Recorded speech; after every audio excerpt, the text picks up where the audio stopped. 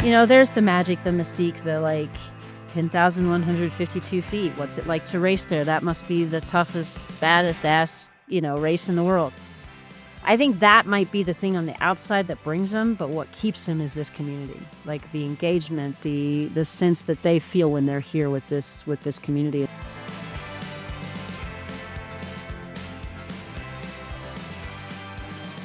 Well, Tamira, welcome to the middle.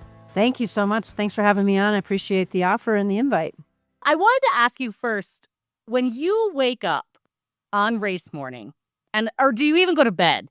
That might be my first question. But what is the very first thing you're thinking about? Yeah, that's funny, Megan. There is definitely a whether or not I was asleep.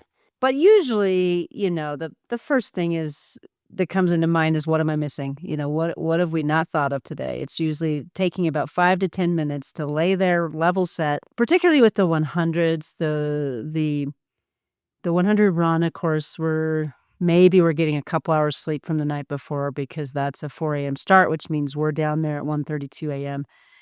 Making sure everything's dialed, everything's happy, nothing got shifted during the night. So, what the first thing is hard to say on a given day, but there's generally a little bit of thinking about, what are we missing? Do we have it all figured? Do we have it all in a good, who's supposed to meet when? What's our first thing we got to do? That kind of stuff. And is that the most stressful moment for you, those hours right before each of the races? Or are you kind of just like, hey, we're in execution mode at this point? I would say the more stressful time frame is probably, depending on which event it is, will define that. Like in the 100 mountain bike, it might be later in the day, where we're just dealing with Columbine, or we're dealing with certain sections of the course that are just more elevated for folks. And so we want to get everybody through them safely. Weather is one big one with the marathon, where it's like, because we're exposed for so long on Mosquito Pass, like the real stressor is getting through that section of things, when that happens. But the early morning starting the thing, the team is so solid. Year one was a little different, but following that, the team is so solid that that's not the scariest part or the most stressful part, for sure. And I'll back up real quick for listeners that don't know, what is the Leadville series? Sure. Yeah, we've got 7 weekends of events in Leadville. And, honestly, these events are born out of Ken and Merilee's vision, brainchild, and just heart and soul around 1982, when the mine shut down, Climax mine shut down. And we lost 3,200 jobs overnight. And really, at that time, Ken was he was pretty tightly wound up in politics at that moment, and was really trying to figure out, okay, what do we do? So he was closely connected with senators and was able to kind of talk through, what is the way that we deal with this? Like, what are we going to do? And Ken will tell this story, and I'll tell you what, every time he tells the story, everybody laughs at the same moment, at the same time. But essentially, a lot of it, as we know, around economic development, is getting footsteps in your town, but also getting them to stay overnight. And from that came, okay, let's have them run 100 miles, because they'll sure as heck stay overnight, right?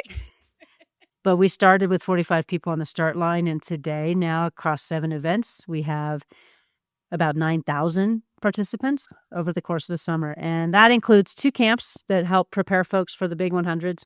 It includes a marathon and half marathon, which is the highest marathon in the U.S., which is pretty cool. Yeah. And then we have Silver Rush Weekend, which is a truly wonderful kind of family vibe weekend with a 50 mountain bike, 50 run, and each day is mountain biker run and several other events in there as well. The stage race, another pretty fantastic weekend of it's a smaller event, so we tend to get, it sells out within minutes when that goes live. And then, of course, the 2 100s. So those are our 7 weekends. We bridge both running and mountain biking. And I would say you are the race director. So what does that mean in practice? What are you doing day to day and for the series overall? That's a great question. That might take longer than we have, Megan. Is it easier to say what you don't do, Tamira? No, again, we have such an amazing team. So a lot of meetings, a lot of permitting, a lot of time with local community. I think most of us love Leadville for similar reasons around the access, the quiet, the solitude. So balancing that with these big events in the summer is definitely a challenge. And that was probably what was most attractive to me. So I took the role more around that reason. As race director, it's just trying to keep eyes on all the things and making sure we're moving forward in the right way that also matches well with the community, matches well with the athletes. And when, do you ever stop planning for the race? Is it really a year-round plan cycle, or do you actually get some downtime? Yeah, if the audience could only see my face then. There's not a serious, there's a less amped time, I would say, but it's not downtime necessarily. So we come out of, the run at the end of August, and then we really need to spend time in recap and review and time with the community, time with all the different teams who participated to make sure that, did we hit the mark? What did we miss? What can we take from this and learn and continue to grow? So there's a ton of recaps, a ton of after action reviews from law and medical, to county government, city government, local residents, all different types of groups. So that happens for a period of time. And then pretty soon, before you know it, we're right into redoing the permits and because our registrations begin to, deferral registration launches November 1, which means our athlete services team is being, tasked with getting those registration platforms together in October to be prepped, September, October. So there's not a ton of downtime. It's just a shift of what you're focused on. And it is definitely a year-round focus. And how can people participate? Because I know for the 100-mile run, it's a lottery. Is that the same across the board? The 100s are lotteries, and the qualifiers are your other kind of pathway into. If you didn't get in through the lottery, being at a qualifier, you get an opportunity there for either a performance. We call it a coin, which is an invitation to the 100. You can go that year or the next year. And then at the end of each one of those events, if you successfully completed it within the time frame allowed, you're eligible for a small drawing that we'll do at the end of that event. And everybody puts their bib number in who's eligible. There's another opportunity to have your name drawn to be eligible to get an invite for that year or the next year for the 100s. Roughly how many people does it take to put this series on? Because you're talking, you mentioned it, you're talking not just operations team, you're talking medical, you're talking volunteers. It spans the gamut. It's hundreds of humans. It is really hard to put a total number on that. But if you think about, we've got our core team, which is anywhere from 20 to 30 humans. We've got a locals team, ambassador team. That is another 10 to 15 people. We've got the actual volunteers for each different, from aid stations to start finish to helping set course markings, clean up course, clean up everything after, set up the truss, set up the start finish line, set up the expo. There's just hundreds of folks. And then we have subcontractors. The Recess Factory is one of our groups that we work with closely. That can be anywhere from 5 to, 25 people coming in from there to help based on the event and the size and scope. We've got Colorado State Patrol. We've got the Colorado Rangers. We have local police department, City of Leadville Police Department. We have Lake County Sheriff's Office, many humans from each one of those areas. We've got the Lake County Search and Rescue Team.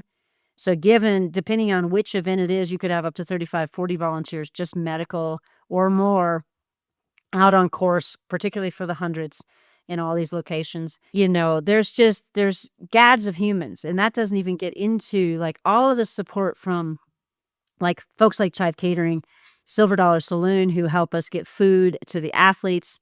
It's a huge production to execute these events for sure. And I want to remind our audience or tell our audience, you're talking about all this logistics.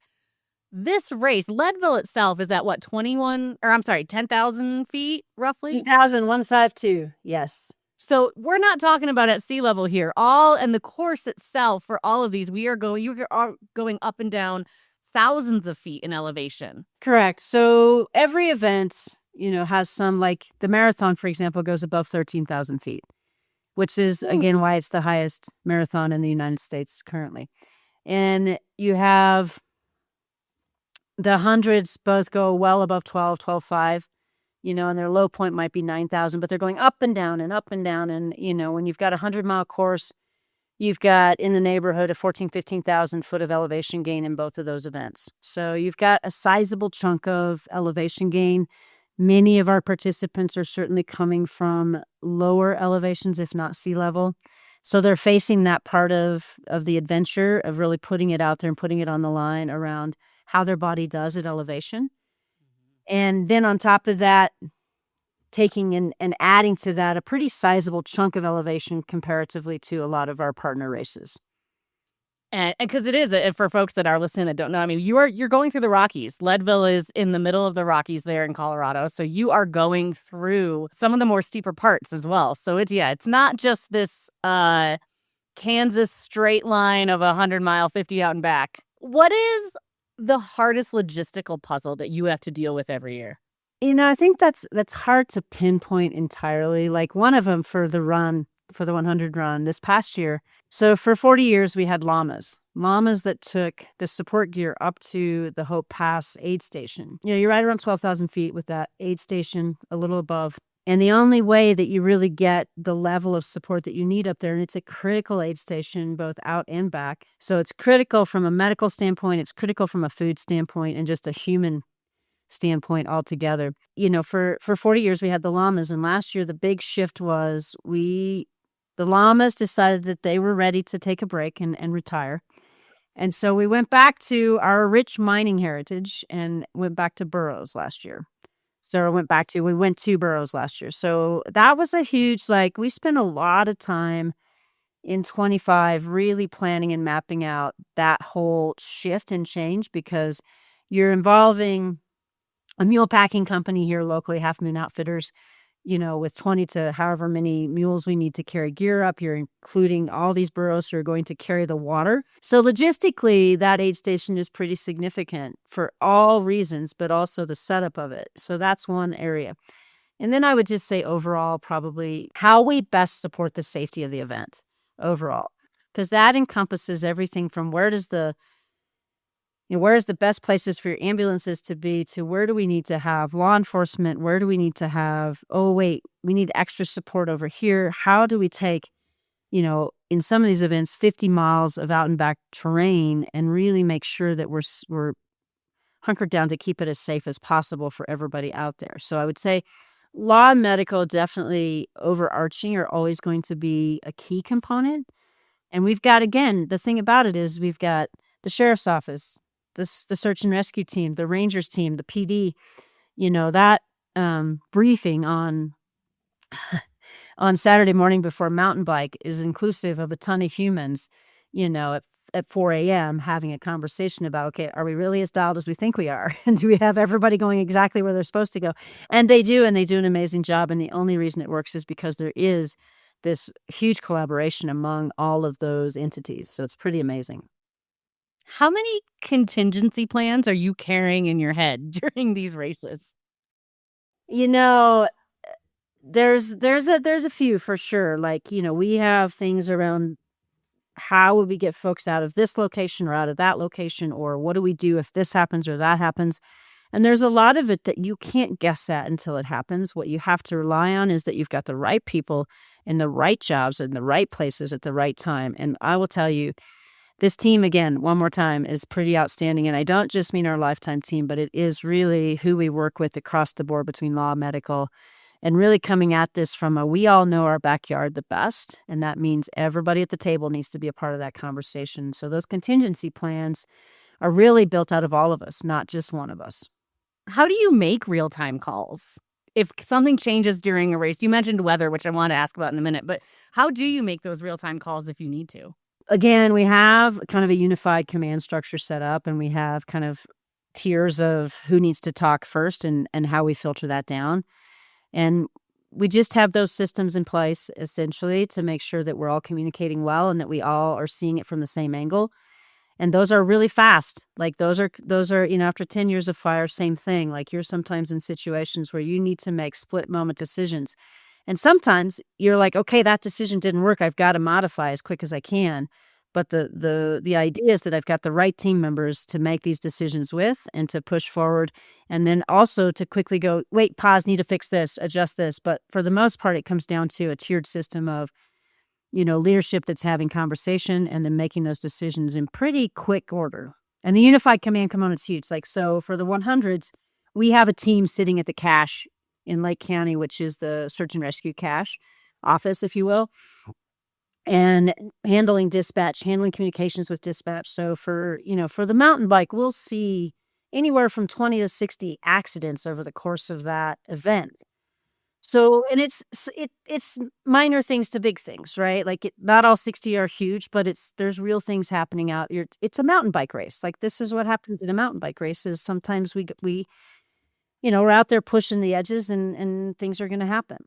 So we've got tie-ins to dispatch, to the hospital, to Flight for Life, to, every single group is included in that conversation so that we can make those decisions in real time. You mentioned the weather, and I want to ask about it because, and for folks that are listening that don't know, we'd all probably love to have sunny and 70s on a race day, but that doesn't happen. Colorado is known for its afternoon thunderstorms.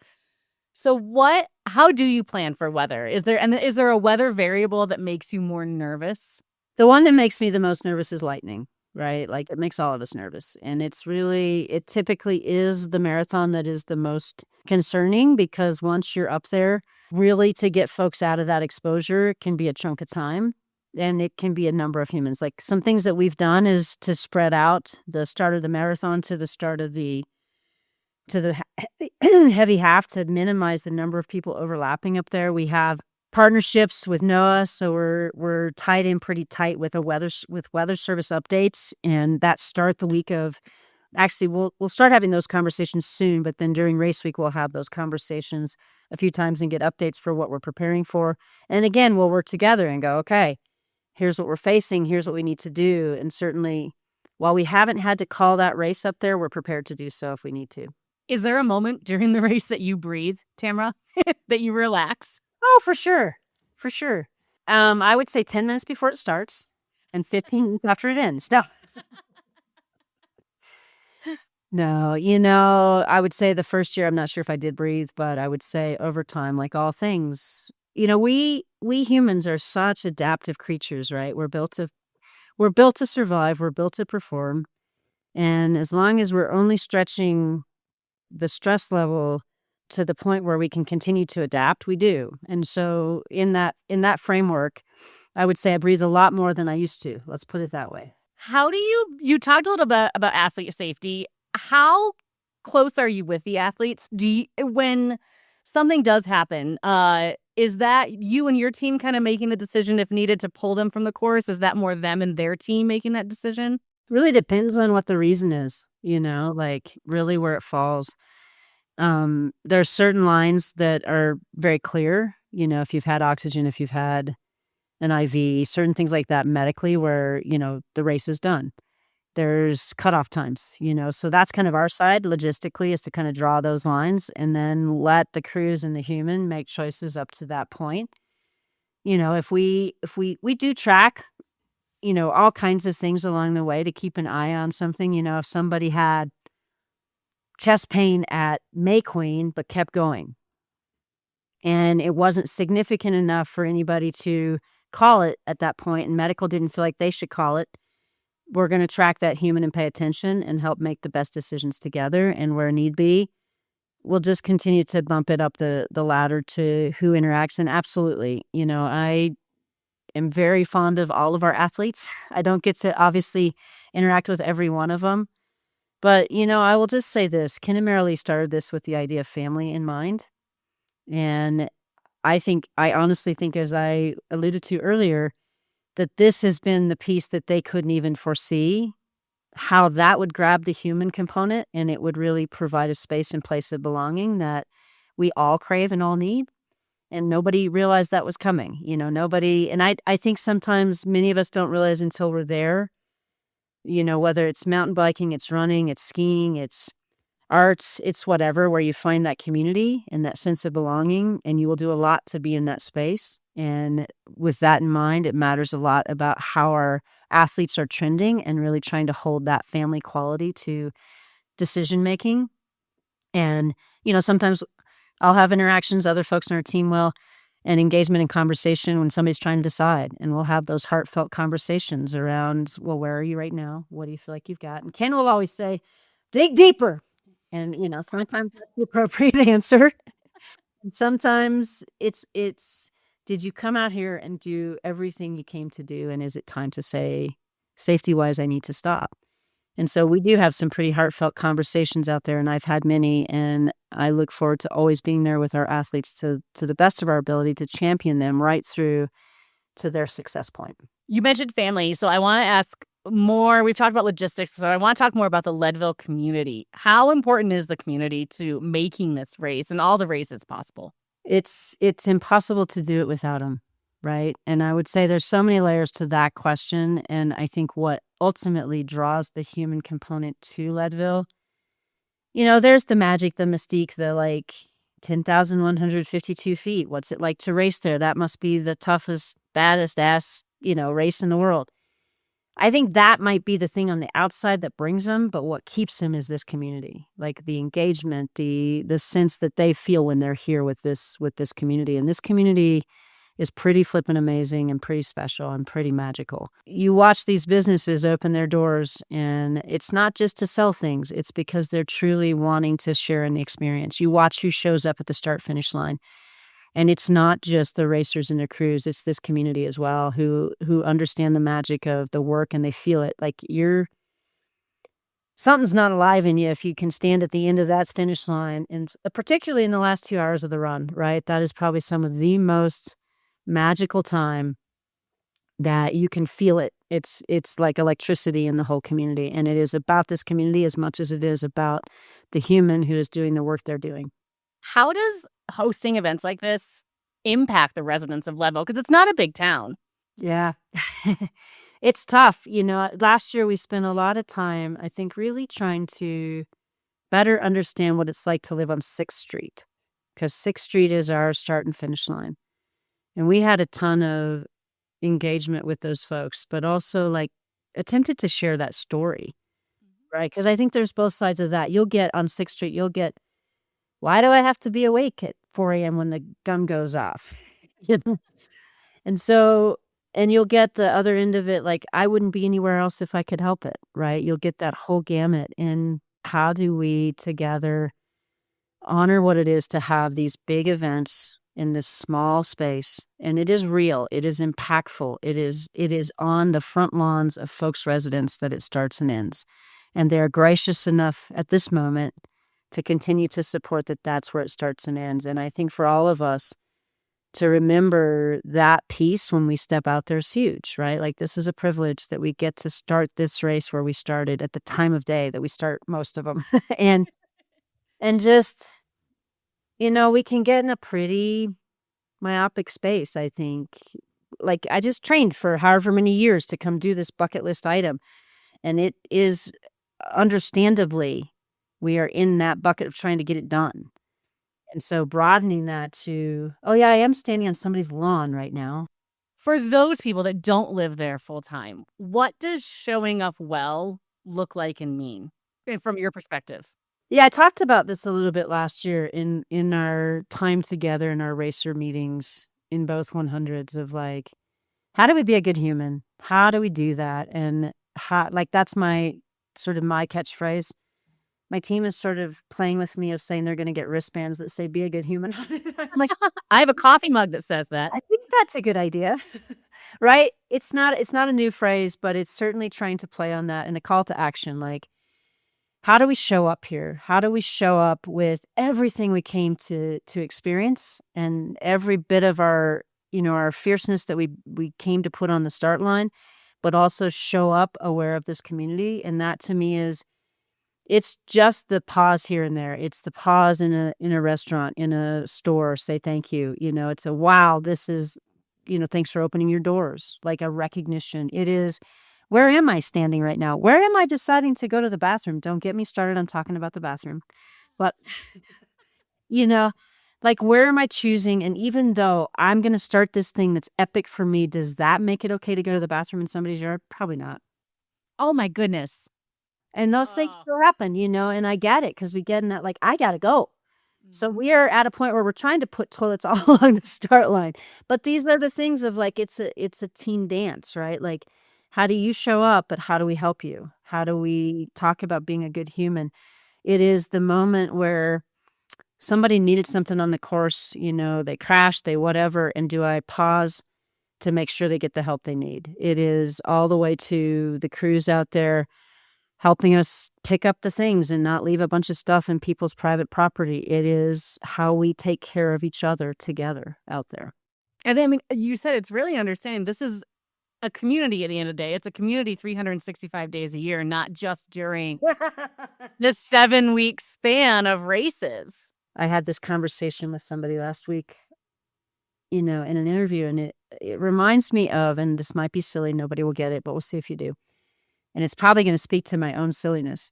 I go out from my house and I ski and I create tracks in 1.5 feet of snow. That takes work to do that. And then people are like, cool, I can walk in those tracks because now I got a place to walk. And it's like, well, that changes the experience for the person who created the tracks. Can we walk over here and can we ski over here? One of the things that hit me 20 years ago when I had a conversation with somebody is they didn't know. They just didn't know. Like, that changes the dynamic of the ski track, right? And how do we slow down long enough to have the conversation, I guess, is my point. And how do we just talk about this stuff? And how do we, of course, you're like spent. Your crews are spent. Your crews are probably more spent than you are preparing to get you there.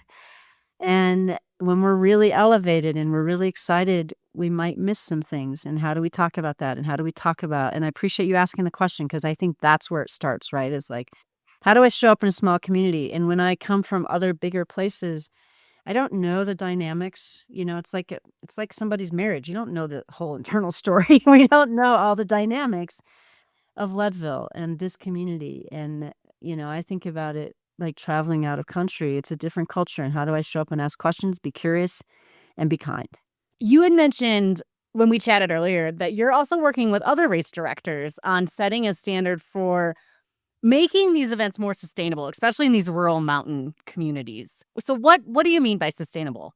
We've seen Steamboat and Leadville and a few of us in smaller communities where the community is feeling the impact of the event. So how do we start to think about things a little bit bigger than ourselves of what are the key things? Like, we have an event that I was directing up until this year, kind of helping transition it right now down in Trinidad, and 90% of that course is in ranching and farming community. It starts and ends in Trinidad, but 95% of it's in the county. So how are we having conversations with those folks as well to figure out how do we do this together, particularly when they've got some of the most extraordinary gravel down there, but they've also got some of the most extraordinary hunting and ranching and farming. And it is their namesake. It is what diversifies their income stream. And when we started to have an event at the scale that we were having it was something new for that community. And how are we talking about that? How are we talking with the 95% impacted group versus just the city? So a lot of communication. I think a lot of it has to do with that. But sustainability has to do with, in my mind, it has to do with trying to be ahead of those conversations and not playing catch up because it impacted and it built and became a tension point later that you're then trying to fix at a later point, but that we're having those conversations early and often. And, the group of us that's gotten together has really tried to talk about some of those pieces. We're not through the hurdle of what all that means yet, but we're having those conversations about just ways that we can work together. Sustainability also means recycling. It means Cloud City Conservation Center. So that's our local recycling group that is amazing. And we have really worked hard to work with that group and to set a standard. These events have a huge footprint, right? And that footprint can have a very big impact on many things. And we don't want to see that the dump, the trash, the transfer station being increased on a bunch of garbage because we had this event. So how are we doing events literally sustainably in that fashion as well? I think it's a plethora of things and I don't think we know all of them yet. I think we have to continue to stay in the conversation to learn how we're impacting so that we can be flexible. We can go, oh, I didn't see that. Okay, how can we adjust? How can we be partners, be good partners together and continue to communicate how we move this forward so that it can stay? These are critical economic drivers in our small towns, particularly right now in a year where the snow is not here. So we are not seeing that normal winter traffic that we would see. These events are critical to that sustainability with our diversification of income streams. And it's only one, but it's an important one, and it has to be protected. And protecting it is about doing it together, in my mind. I'm glad you mentioned the economic tie, because I wanted to ask about that, but you also mentioned telling the story. How do you balance telling that story, especially on something like social media, where the popularity of some of these races? I mean, I found out about the Leadville 100. I read the book Born to Run. I think maybe many people, maybe that's where they first heard it. And it's kind of a double-edged sword, because it can help raise the awareness and bring that, bring people to watch the race, bring people to participate in them. I'll give you an example. Before we hopped on this recording, I typed in Leadville 100 to Instagram and did the search. And you have athletes that participated in 2025, and they put together these very beautiful, very glossy reels from photos, and it looks very majestic. And of course, especially even if I think you're not an ultra marathoner or an athlete, you see that and you're like, wow, that's so pretty. That, like, I want to go there. I want to see that. And that's good awareness of the race, and it's good awareness of all the effort that goes into it. But is there that double-edged sword of, now maybe we're bringing in people who aren't here to respect the community, or don't know how? They don't view it as, this is Leadville, a community. They just say, hey, I want to go take some pretty pictures and go experience this event, without understanding that connection of what the event actually is to the community. You know, we want people to come experience Leadville. We want people to see the beauty for whatever reason they come. And that our job and role is really to continue to tell the story and the narrative of what we believe the community is telling us about being a good human here, and how to do that and how to show up with respect. But we want people to come. I mean, even if I take my race series hat off and I put on sort of my community-minded hat and roles I play with economic development here, we want the humans to come experience Leadville. We just want you to do it with respect you would show of your own backyard, right? Yeah. I think most of the time. Yeah. And it is a beautiful community. I mean, I've driven through it. I've hiked around it. It really is an outstanding community in both people and just scenery and nature. It's gorgeous. You mentioned the event started after the mine and sort of that economic collapse. How connected is this race series to Leadville's survival today? You know, I think when we look at, it's odd because it's actually snowing, but we look at a year where our businesses locally are down anywhere from 5 to 30% right now. And we saw them come out pretty strong last summer to say we need the events here, or last year around this time. And I think we will continue to see that having the events is critical. How we have them is the most important thing, right? You're kind of sitting in the middle of all of this. You have athletes, you have the local community of volunteers. So how has this role changed you as a person since you've taken it on? I've been coming to Leadville since I was about 6, 7 years old. And my parents were teachers and farmers, ranchers. So the way that we had vacations was camping and driving where you could drive, and pretty, limited expenses as much as you could. But I would say Leadville's been a kind of a love affair for me since then. Like, I have known that I would wanted to end up here for quite some time. It was kind of a question of how. So now 8 years plus full-time in Leadville in this role, like, how have I changed? How have I grown? My sense of community is huge, and my love for this community is really huge. But I would say just sort of that really acute awareness around events and small town, and that engagement and that intersection that happens, and how beneficial, but how important it is to really see from so many different angles. I couldn't see all that until I was in this role. I could feel it. I knew I wanted the role because of that, but I didn't have any idea to what extent. The impact is impactful. And nothing is going to, I would say Leadville is definitely, it has held on to its heritage. It's held on deeply to its roots, and it's slow to want to change for good reason. And it has a great love and protection of its backcountry and its access and all of those components, its solitude, its ability to step away from it all.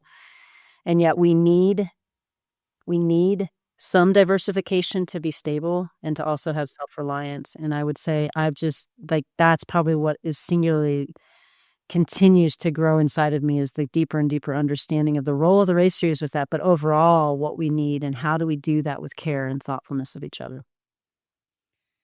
If everyone listening to this remembers just one thing about Leadville, what should it be? Come visit us. Be a great human while you're here. Dig deep. Say thank you to every person you can find for everything that they do to create this magical space. But do come visit us. Do come spend time with us, and do come race with us. And just bring your better angels with you to help us continue to grow this amazing magical space. Well, Tamira, this has been fantastic. It's been so insightful to hear how these races are put on. I usually end with a controversial question. I don't think I have a controversial question for you. More of a, when are you going to complete the 100-mile run? Is it still on the list? It is on the list, actually. It is. You know, there's hope that could happen in the next few years, next 3 or 4 or 5 years. We're building a really amazing team here. And, you know, I think there'll be some ability for everybody to be able to put down a hat and a sword for a second and go race a race. So we'll see what happens. I hope so. I will be there to cheer you on, with respect to the Leadville community. But thank you for coming on. Thank you for taking us kind of behind the scenes of these really complex and storied events, certainly here in Colorado, but across the United States. I think you've given our listeners a lot of things to think about when they come to communities like Leadville and how they're showing up. You're doing incredible work for the race, incredible work for the community of Leadville. I know you're in planning now. You're in the throes of it. So I really appreciate you taking an hour or two out of your day to talk to me. Megan, thank you so much for having me on, having us on, and just the space to talk through some of these things. And audience, thank you for listening. You know, I hope that what you hear from me is how much we love you and we want you to be here, and just some little tips on what Leadville loves. So looking forward to seeing everybody here, and thank you, Megan. Thanks for spending time with us in the middle. If today's story caught your attention, drop a subscribe, share the episode, follow us on social media, and remember, it ain't over till it's over.